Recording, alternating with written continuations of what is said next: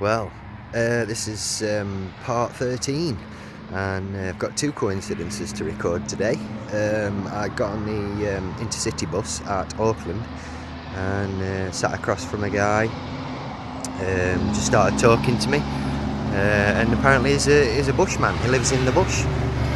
He was on his way down south in New Zealand to a national park, and he's got to wait till Friday to get the only bus that goes on a Friday down there. And yeah, I was telling him about the coincidences and things like that, and it was as though he already knew. He just said, "Oh yeah, that's the 11th hour." I goes, "The 11th hour?" He says, "Yeah, 11th hour." He says, "When you're most at need, you see, you get these coincidences all the time." He says, "I call it karma." I says, "Well, I call it coincidence." He says, "Yeah, coincidences is a better way of explaining it." Yeah.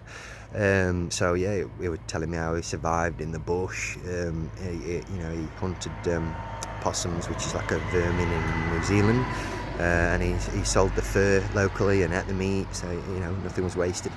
And I says, "Do you drink and everything?" He says, "Oh, yeah, the rivers are, you've got no chlorine in them, and it's just pure. It's easy to survive in the bush."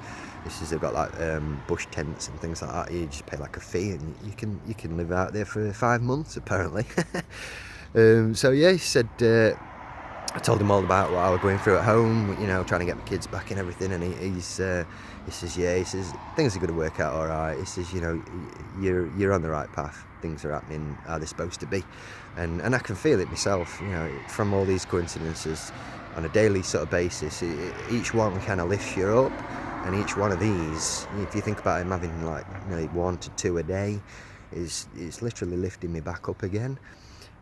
So the second coincidence was when I left the guy on the bus. I got to the backpackers, got signed in, went to the bed, and it's a 4-bedroom dorm. There was another guy there, a German guy, and we just got chatting, and he told me about he'd just got back from stopping with a family, where you can literally book a room in somebody's house and stop with the family, and you just pay like the rent for the night. And so he got there, got talking to them, and they're both into caving, and they had an instant connection. And I told him about the coincidences and what I'd experienced, and he says, I came away from that, energized, and I says, well, maybe you should go caving in New Zealand somewhere then, it might be giving you a message or something like that. And each one of these people, I've offered to add on Facebook. Obviously the bushman, he's not got a phone, no Facebook, no internet, but he knew about the 2K bug. He talked to me about computers. He knew about computers. Obviously you can educate yourself when you're out there for 4 months on your own. And he told me about these tribal people that used to live there like hundreds of years ago. He says they were supposed to be small, with red hair or blonde hair, called the magic children or something like that. And he says, when you're out there 4 months at a time, you feel things. He says, and these coincidences are magic. It is a magic in a way. So I got to the hostel, talked to the German guy. He was buzzing off for what I'd told him as well. He says, talking to that, he says, I met a girl as well, a Scottish girl. He says, we were supposed to carry on travelling together, but we kind of missed each other. And he says, but I think we're going to actually end up bumping into each other again. And I says, let me know on WhatsApp, because we're going to stay in contact through WhatsApp instead.